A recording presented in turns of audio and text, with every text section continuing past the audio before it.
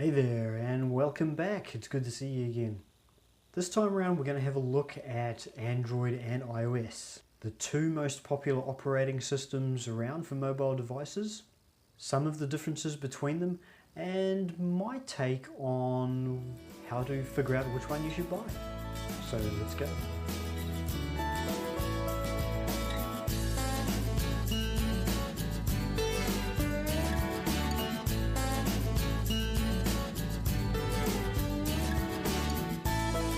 Okay, so I know this is an old age argument. Which one is better, Android or iOS? But I want to go beyond that, beyond the feature lists and the price tags. So instead, I'm going to have a look at my own experiences over the last 6 to 8 months.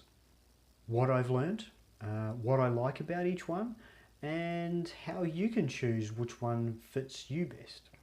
Now I want to start off with a bit of a disclaimer because obviously these are my opinions, my thoughts and my ideas on iOS and Android and what I like and dislike about them. So they're not anyone else's, I haven't borrowed them from anywhere, I haven't taken them from anywhere, it's all just my thoughts.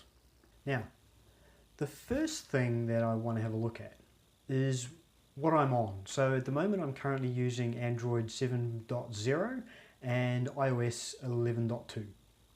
Although I think yesterday I did just update to 11.3. My immediate impression when I first started using Android was that it is pretty much a lot more complex user experience than what I've had over the last 7 or 8 years with iOS. It has loads more customizations than iOS does. In some places it's really intuitive and in other places it's not so intuitive. So I've been around iOS for a long time, as I just said, and the biggest thing I love about iOS is its simplicity, its ease of use, and for me it feels really uncluttered and has a very intuitive and simple layout, which I essentially find to be the opposite of Android. But as I said, it is nowhere near as customizable as what I have found with Android. So the second thing that I want to have a look at is the notifications area, because this really caught my attention. So I find Android notifications are so much easier to use.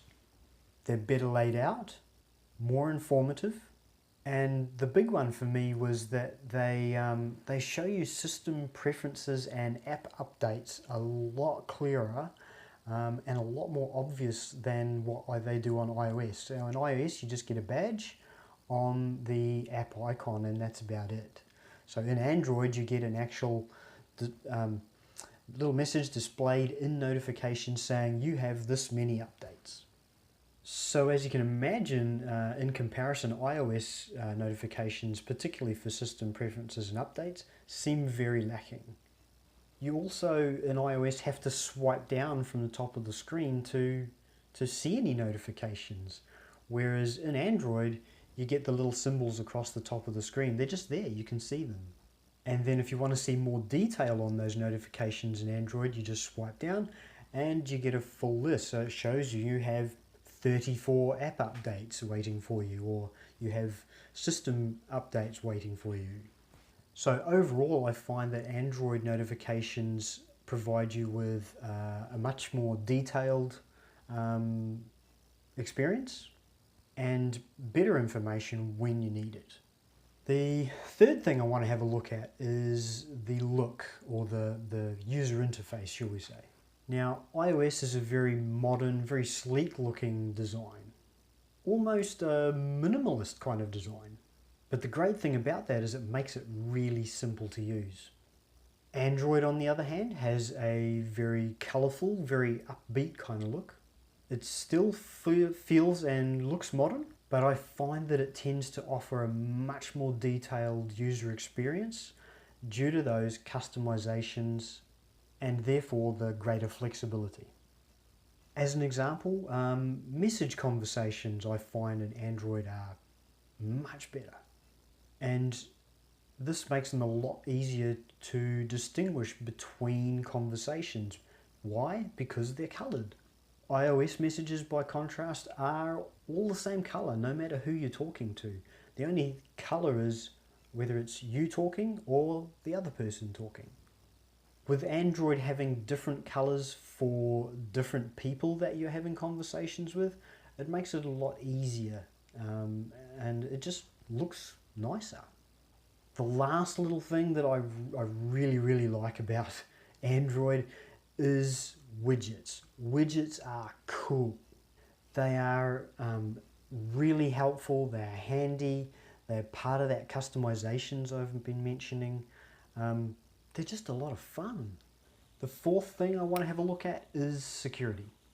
Now, as I've already said, I am an avid iOS user. I've been using it for a long time. And one of the main reasons was I always thought of iOS as being a lot more secure than Android, mainly due to the App Store. However, it turns out I wasn't quite right. So the Google Play Store is equally as good at this as what Apple is. And you only need to take a look at the Google Play Store to see that it has just as much variety as what iOS has. Certainly, at least for all the apps that I tend to look at, I find I can get them on either platform. So I find security on both app stores to actually be really good. I've seen in the last 6 months both Apple and Google pick up on the same security issues and flaws, and different security issues and flaws within various apps in their ecosystems. They've done so quickly and they've responded quickly, usually by removing the bad apps. Of course, the biggest thing with security is it really comes down to you. And the only thing I can really say there is don't install apps unless they come from the Google Play Store if you're on Android, or the Apple Store if you're on an iOS device. Don't install apps from anywhere else. So from what I've seen, the big security problem for Android is not the App Store, it's the people using them. It's a lot easier to install third-party apps from third-party stores on Android. I mean, pretty much you can't do it on iOS. So the moral of the story is, stick to the app stores and don't install apps from anywhere else, and you'll be pretty secure. The fifth thing that I want to have a look at is the assistants. So Siri versus Google Assistant really is pretty much another whole video by itself. I'm still getting used to using the Google Assistant, and I haven't used Siri a lot, but from my small amount of experience so far, generally I do find the Google Assistant to be a lot more help than Siri. But when you think about why that is, and the fact that it's backed by Google, it's pretty easy to see why you get better answers out of it. So the last thing I want to have a look at is how you can go about choosing which system fits you best. So I think one of the best ways to figure out whether you're more suited, well, whether iOS or Android is more suited to you or is a better fit for you, is to use it. Now, how do you use something like that without going and spending $200, $300, $1,000 on a phone or a tablet? Simple answer: borrow one. So you could ask family, friends, anyone who's got the sort of device that you're looking at using, see if they mind you borrowing it for a day or two. Have a play with it. Look at the various features that each has, like notifications. Compare the differences between the two things on each platform.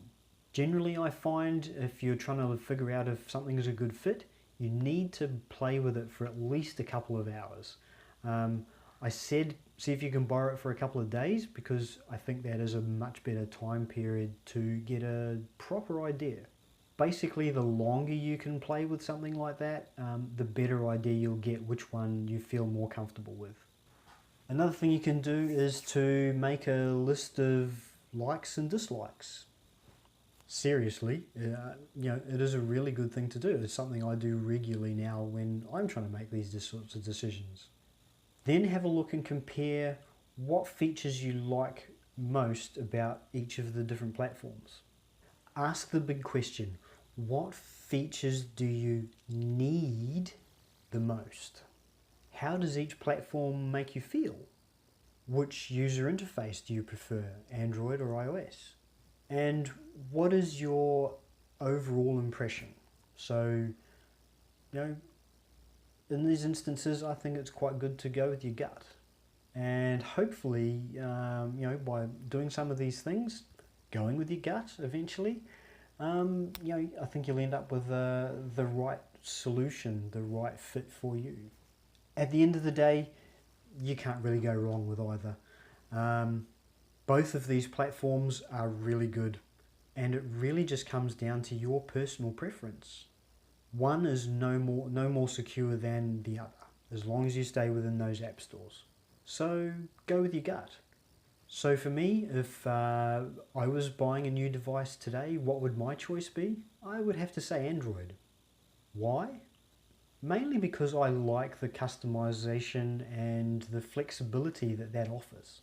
I think it's a much better fit for me because I'm a technical kind of person and I like to really get into that sort of stuff.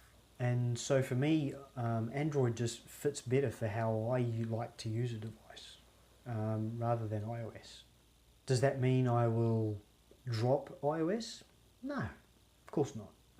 I've got an iPad and I love using my iPad. So being that I'm into this sort of thing, I'm probably going to continue to use both. But like I say, if I had a preference for one or the other, I think it would be Android. Having said that, if you're the kind of person who prefers a nice, simple, clean, uncluttered kind of a layout that is intuitive and easy to use, you may be better going with iOS.